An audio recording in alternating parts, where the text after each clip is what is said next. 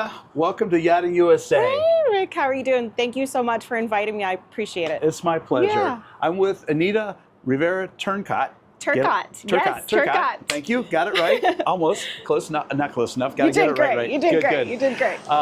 You own Verge Yacht Design. I do. And we are in beautiful, sunny downtown Savannah, Georgia. Not a bad day. This Pretty is a nice out here. gorgeous day. Yeah. Absolutely.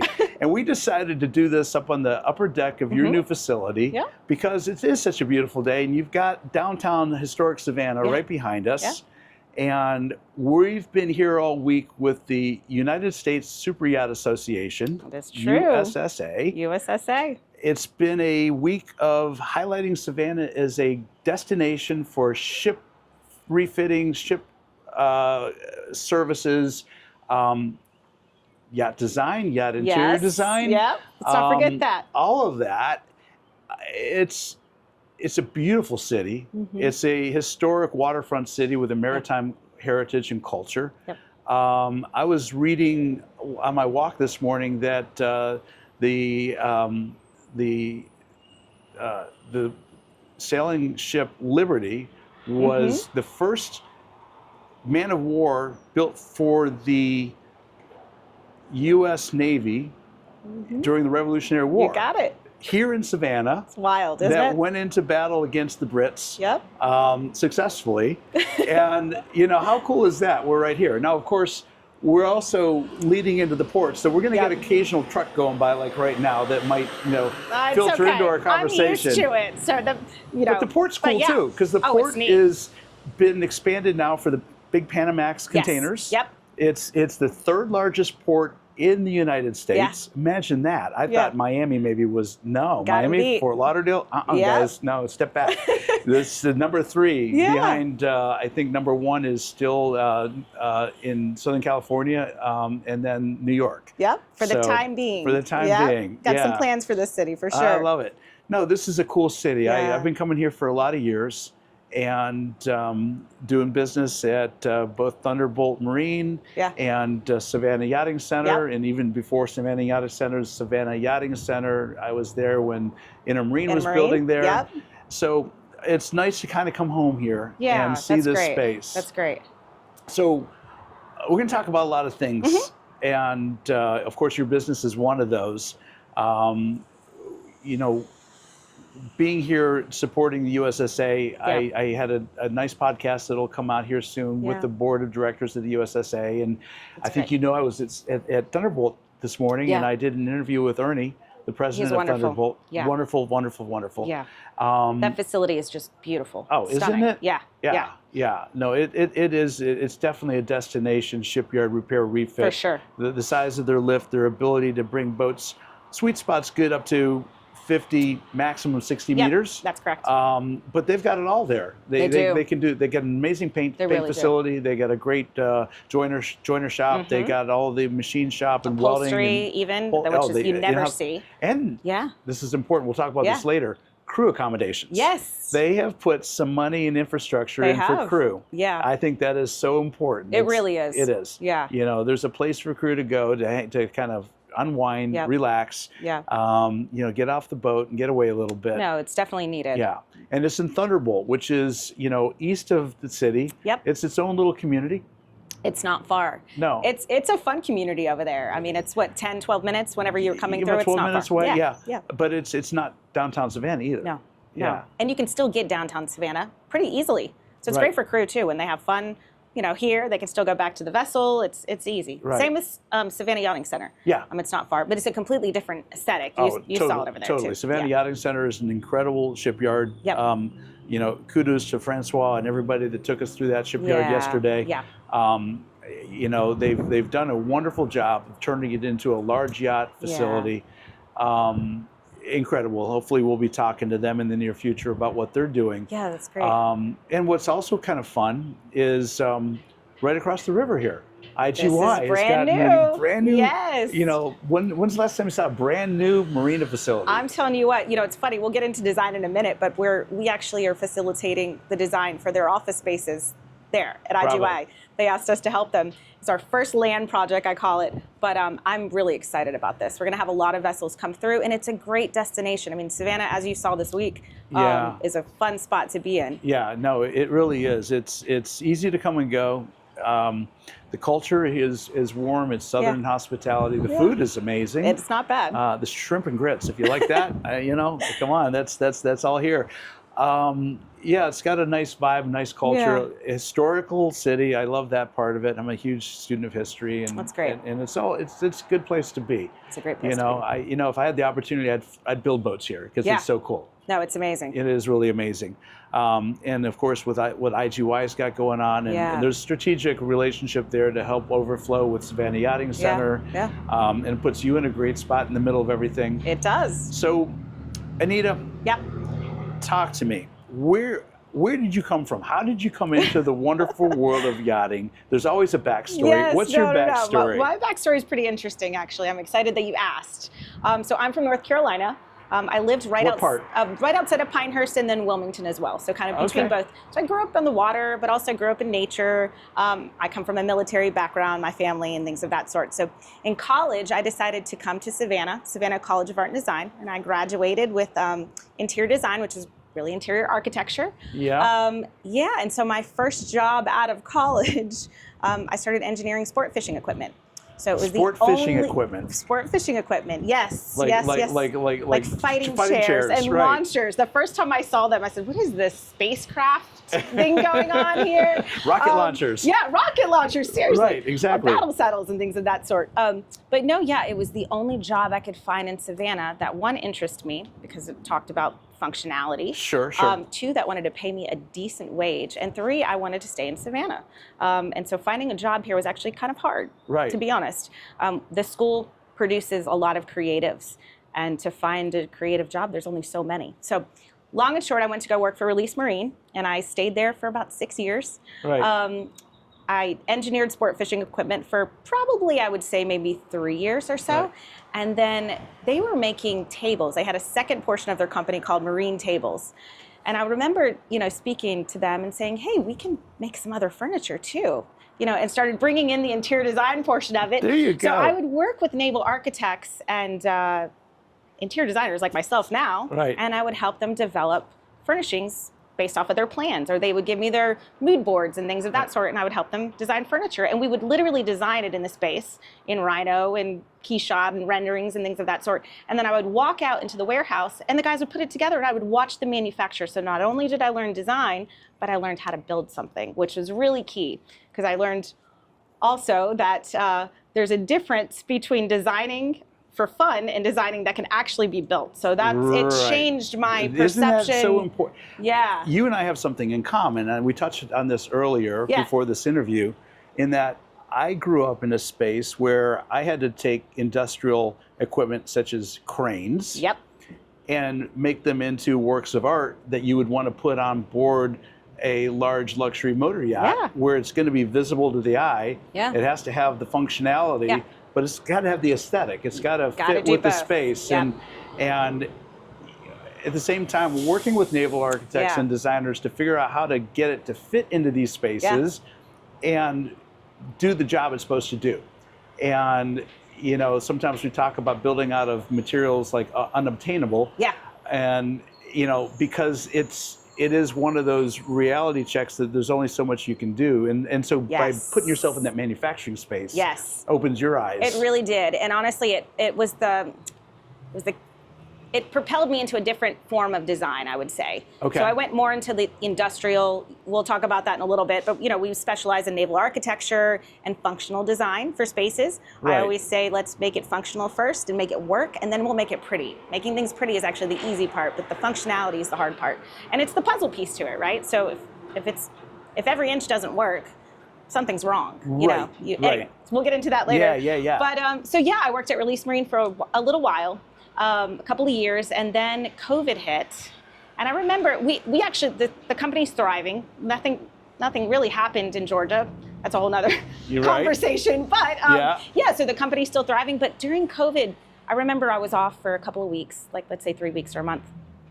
And I was just spinning my wheels, and I caught myself just designing spaces on my computer in Rhino, and I still was playing around, and I started designing interiors of boats, and then I made like an aft deck and just for fun, and then an interior for fun, and next thing you know, we're in a 30, 40 meter yacht, and I'm playing around, and I said, what am I doing? I need to take everything I've just learned, furniture design, and apply that to my background, which is interior architecture, and I started Verge. So let me add some clarity to this Yeah, too. So please. those listening to our conversation, when you say you designed in Rhino, you weren't at the local zoo. I'm sorry, yes. Rhino is a really cool 3D design program. It is. That allows you to work in specific spaces in 3 dimensions and develop surfaces that can become functional and then oftentimes integrates into things like SolidWorks or AutoCAD or other ways. That's so you can correct. take the Rhino design and turn it into numerical code that can go out into the factory to be machined and manufactured. Yep, that is correct. And that's something that we specialize here at Verge as well, which is we're not just, again, doing mood boards and coming up with renderings. Not just pretty pictures? Not just pretty pictures, but we're actually able to make a functional space that, then can be engineered and built. So yes, I appreciate you clarifying that. Sometimes I forget. Well, it's in my world, and I'm very familiar with it, and I recognize that people listen to this show come from all walks, and so it adds a little more insight and color to what it is you actually do. So Verge, first of all, Verge, where's the name come from? So I am always obsessed with bringing the exterior interior. So it's basically the verge of interior, bridging the gap between interior and exterior. So you're on the verge of exterior. That's where it came from. All right, I like it. Yeah, so no, that's one other thing that really specialize in design is I like to make a holistic spa oasis of some sorts. It's actually harder to build a design that you don't notice, I guess, right off the bat, but the goal is you're going to the most beautiful places on the planet. You have the most beautiful exterior views. Let's not distract from that. Let's complement it. Yeah, you're not competing with those views. No competing. Yeah. Right. Yeah. So I like bringing that. exterior in is really that's my forte of design. That's cool. So that's where it came from. That's cool. Yep. When did you start Verge? 2021, right in the middle of COVID. Okay, So during my time off, I played around a little bit in Rhino and then had this crazy idea, gave my employer 6-month notice. 6 months? 6 months. That's very generous of you. Yes, I didn't want to burn bridges. I didn't want to, well, not only that, but I mean, it's hard to find the right person to do that job. And I just wanted them to use me for whatever I can and help train somebody else and get them on their feet. Good. I respect that a lot. I hope that if that ever happens for us, somebody does that to me too. So you know karma's what? a big thing. Yeah, there it is. Karma is a good thing. Yeah. Or she's a bitch. Yeah. Yeah. Well, it depends on. But no, I mean, we still work together. I actually still do projects. I buy bar stools from them. I promote their tables. Good. I still use them as much as I can. So they are local. Right. Yeah. So we walked up here. Yeah. Well, first of all, we are on the upper deck of the building you just leased for your new offices. Yes. You're not completely moved in yet. No, we moved in on Monday, and my Superyacht event started on Tuesday. Aren't you lucky? It's been fun. Timing. The sign's not even up yet. I'm good. No. I love it. But it's a beautiful facility. Your office, when it's built out, is going to be stunning. Yes, no question about it. I appreciate that. But over our shoulder here, you were pointing out to a couple buildings in the backdrop that were previous home bases for Verge. Yeah. When I first started, we were actually the tallest building right there, so we could see the dome, the city hall right there, and then past it's the Forrest Gump Square is where we were on our second hike for about 2 years, and then I found this space, and this is where we'll be for 3 years or so, and I've got plans to build something next. Good to have plans. We're getting there. Good we're to have there. plans. Yep. Absolutely. Yep. No, that's exciting.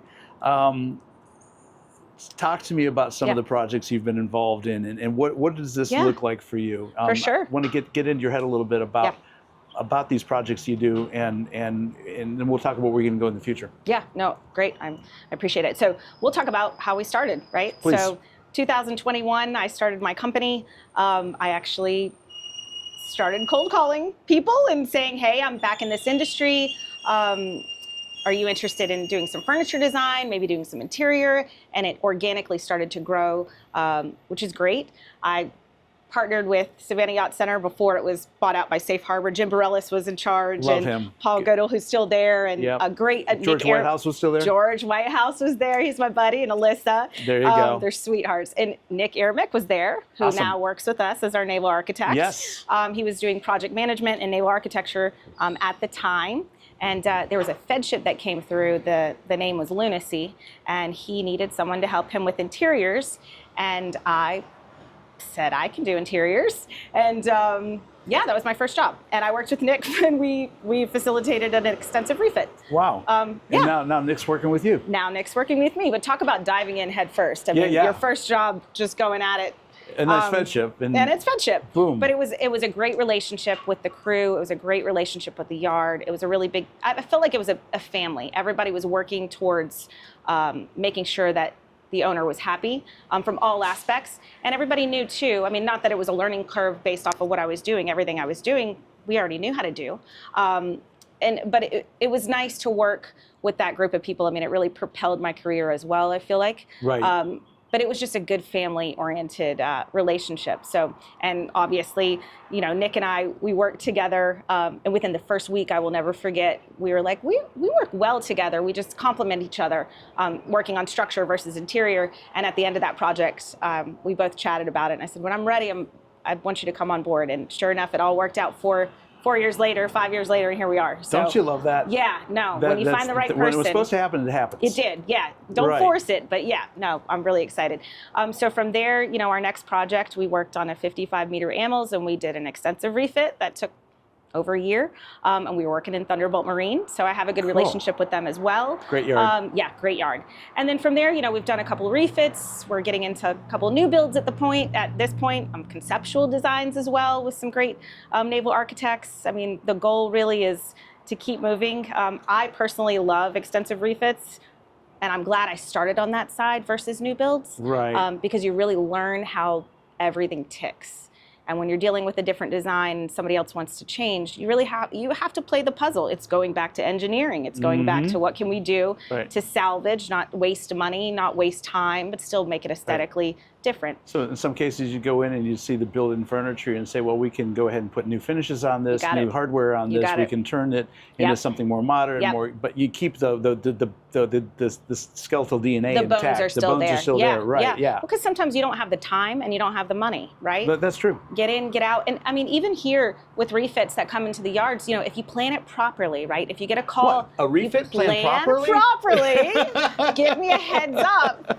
Give me 3 months before you get here. Thank you. And we can plan it out. And, you know, Nick, he did project management at SYC, but he's also does it with us now.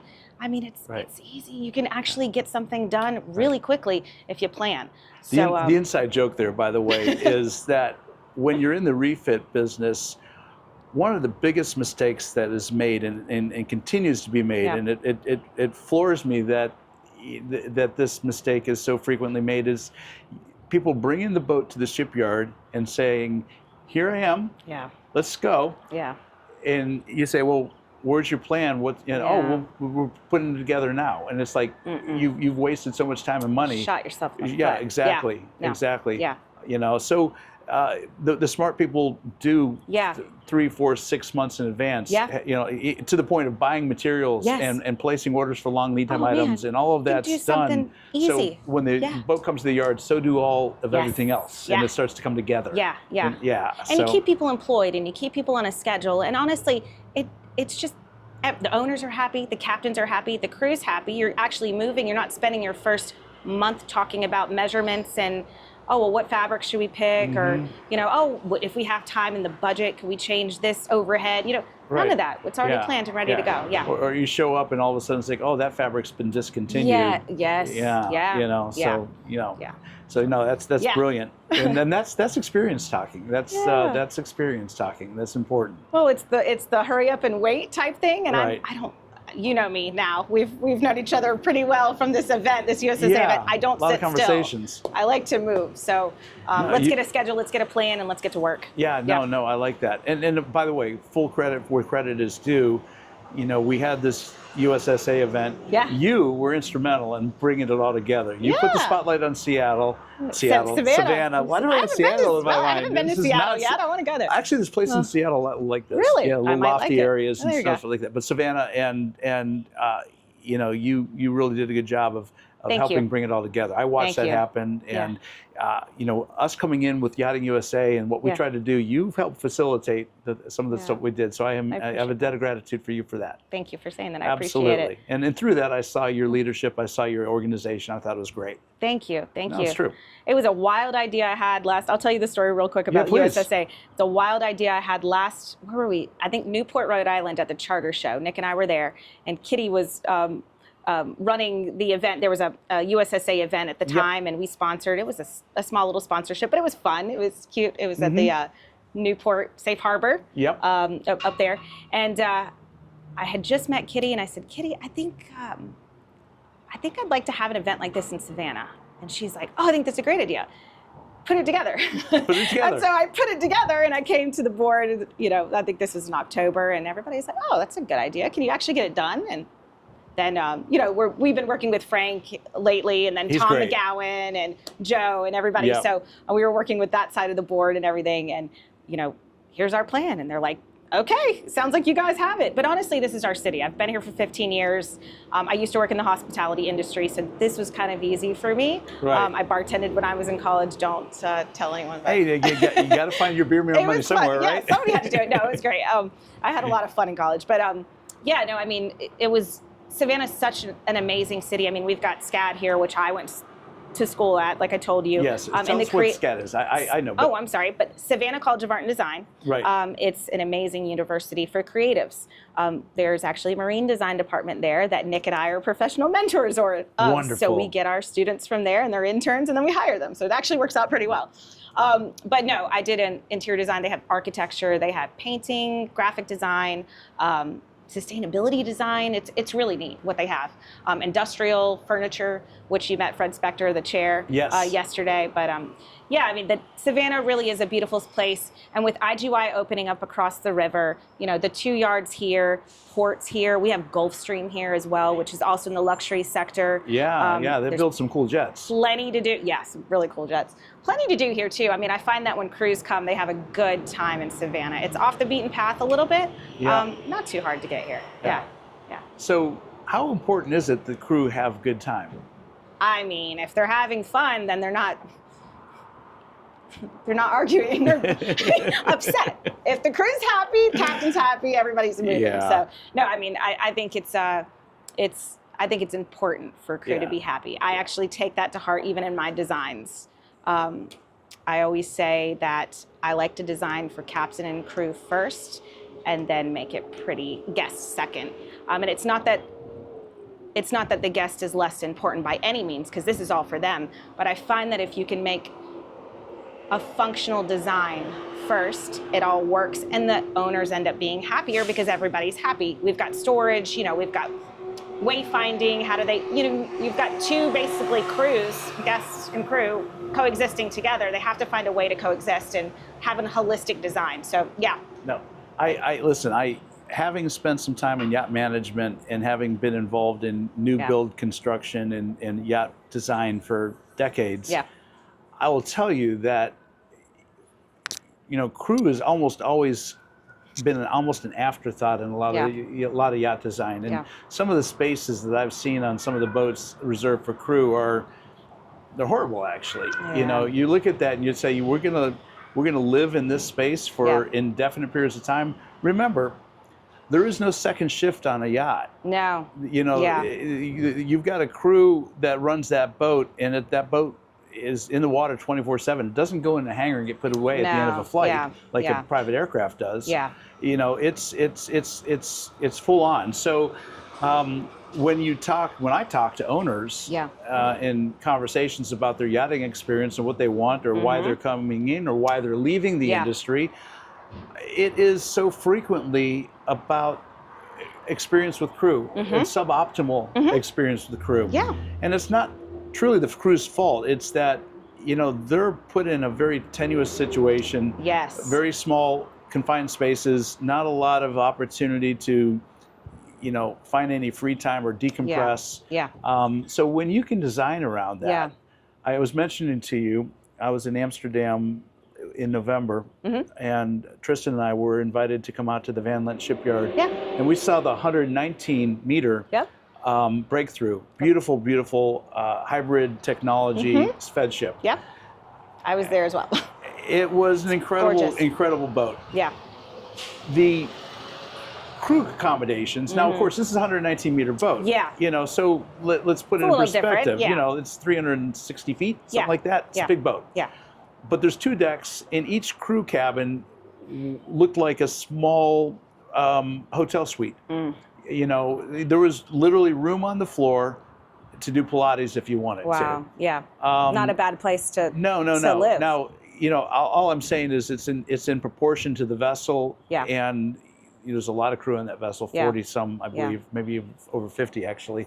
So that's a lot of people to keep happy. Yeah.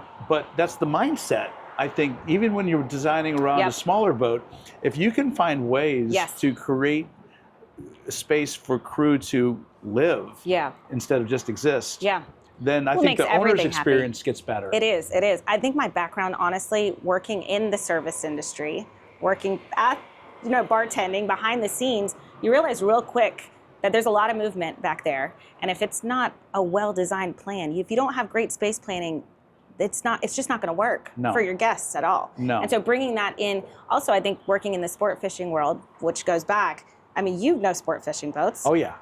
Every inch has to make sense. Yep. Everything. You know, you don't have storage. No, you've got movement. It's You've all got about the boat, efficiency. you know, moving around. You've got to make sure nobody gets hurt. And so I think bringing those concepts into even larger vessels, no matter what scale they are, and, you know, crew or guest, you just have to make a holistic, functional space first. No, I agree. Yeah. I agree. Yeah. And so that's in your DNA. If it wasn't, I would be completely bored. You know, if I was just picking fabrics and furniture, it has to make sense. We have to engineer it. This is cool. So, you know, when I talk about Verge, I'm going to refrain from using that prerogative of interior desecrator. Yes. Oh, don't do that. Don't do that. No. But you know, but so many times historically come. they come in and they don't really know what they're doing or what they're talking about, Yeah. and they just want to put their pretty finishes in, and they ignore the functionality that has to happen. Yeah. And so, you know, we are evolving as an industry, and it's cool to see the interior side of that evolving right along with everything else. No, it should. And honestly, I mean, hiring Nick on board and getting the naval architecture stamp on was really for that exact reason, right? So, you know, it's a credible source at this point. You know, we're not just saying that, we're actually doing it. Right. And then too, I'll be honest, I'm not a naval architect. I've come to with ideas before, and Nick says, that's not going to work. Let's do it again, you know? Right. So, I mean, I have to have my safeguards too. It's not just we're out in left field just coming up with crazy designs. It takes a team. And I assume Nick brings things such as material selection and weight reduction and all of that into the conversation. 100%, yeah. Anything exterior, I mean, we'll do modeling of furnishings and things of that sort, but anything outside of that, it's his wheelhouse. I don't even pretend to play in that world. Gotcha. Yeah. He knows the stuff. So let me ask you a question. Yeah. Built-in or freestanding?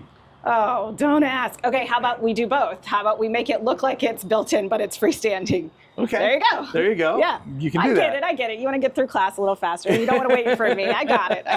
It's no problem. No, it's just, you know, when you look at boat design and interior design and all of that, when you see some of the built-in stuff, it's amazing. But then you realize now you're there. Yeah. Very little latitude for change. Yeah. You know, when you're able to do more of a open space concept with freestanding furniture that can move around or change over time, it's a different conversation, right? Yeah. And remembering too, understanding what you want to do in that space too. So you can always design for them to be modular or move around as well. Right. So, and then get them off site. Also, it really depends. I mean, I told you we're designing a furniture line with another brand, a high reputable brand. So if it's my furniture, then we'll do freestanding all day. You know? Of course. Of course. Here's another question for you. Private yacht, charter yacht? Well, that's a hard one. Of course, everybody loves private because you have a customer and you know that customer that client in and out, and you can design specific for them. And that could be anything. I mean, any aspect. But I really love charter because you have to design for the masses, and you have to think is, you know, we have 4 guests, do we have 16 guests, do we have 12 guests, you know, are there kids on board, are there adults? It's just, again, I just like to make things more complex, I guess, and I like more use, more turnover. Yeah. You probably wouldn't put a beautiful white carpeting into a charter yacht. You could if you don't use silk. Let's use acrylic dyed solution, and it's white, and then you could throw bleach on it, or, well, not that you use bleach. You could throw red wine on it, and it won't absorb it. So yes, you could that's where I was going with that. Yes, you could put white, but yeah. Yeah, no, that's... You have to know your materials. Yeah, well, to imagine that. But yeah, I mean, to say that too, you know, when you deal with a private sector, you can use fine materials.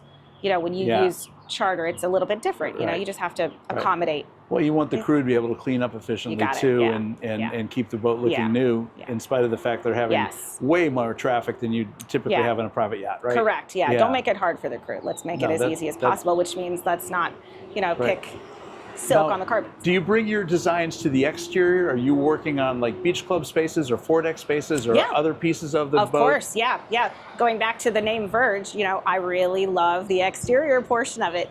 So we try to bring everything through the vessel. So yeah. Good. Yeah. Good. So Anita, what's next for Verge? What do you see in your future? Oh, who knows? Continuing to build, continuing to design, continuing to grow. You know, we have, like I said, we've got SCAD here, so continuing to move the team. Who knows, maybe new manufacturing in the United States? I don't know, we'll see what happens, but definitely would be cool. Definitely getting into a little bit of new builds, definitely getting into a little bit of work here in the States. Yeah. I'm excited for it. Yeah, well, you know, I talk a lot about that. I think, you know, we've lost so much boat building in the United States, and I think we're at a turning point, I hope, where the industry is ripe for a reinvention of yacht construction here. The refit facilities around here are phenomenal. And when you look at, you know, the appetite for yachting, I saw a report earlier this week, actually it came out of Europe, but it was talking about the fleet, and that they expect between now and 2040 the fleet of yachts to double in size. I'm not surprised. Now, and think about what that really means, and how do you meet that demand? And you know, it can't be met with the current number of shipyards that exist or the current number of marinas that exist. So like what IGY has done across the river, that needs to replicate over time to accommodate the fleet. And you know, I think when you understand that 60 to 75% of all of the yacht owners that are buying yachts are Americans, would make sense that they have the opportunity and option to come to the United States to have some of their boats built. I agree. And also, you know, thinking about warranty works, you know, collaborating with other yards overseas. If we have something here, I mean, Fedship has a slip here. Yeah, they do. You know, that's a great resource for them as well as us. And working together. Yeah. Hasten's got facility down in Rybovich. That's correct. You know, and so these synergetic relationships are so important, and they repeat and they repeat. No, I mean, I think the demand is here. Not a lot of people know about this industry in terms of, you know, naval architecture and interior design for specifically the marine industry. So I see it growing, and I'm excited for it. There's a lot of young minds that are interested in it. Like I said, we mentor the marine design department, and the kids are learning, and they're going to need places to go. Well, and we're going to need them too, because we need to renew the workforce. We need to be able to bring in new blood, new ideas, to keep it vibrant and cutting edge. Yeah, we have to. I like it. I'm excited for it. I like it. I'm excited too. I'm excited to see what happens with Verge in the future. Thank you. And for future collaborations with you guys. Thank you. I really appreciate it, Rick. No, I appreciate the opportunity to sit here with you this beautiful afternoon and get to know your company a little bit better and share it with the rest of the world. Yeah, no, I'm excited for it too, and I appreciate your support. Good. Yeah. Good. You've got it. All right. Anita, thank you so much for joining Yachting USA. I appreciate it. It's been a real pleasure. Yeah. Until the next time. Yeah. I'm out of here.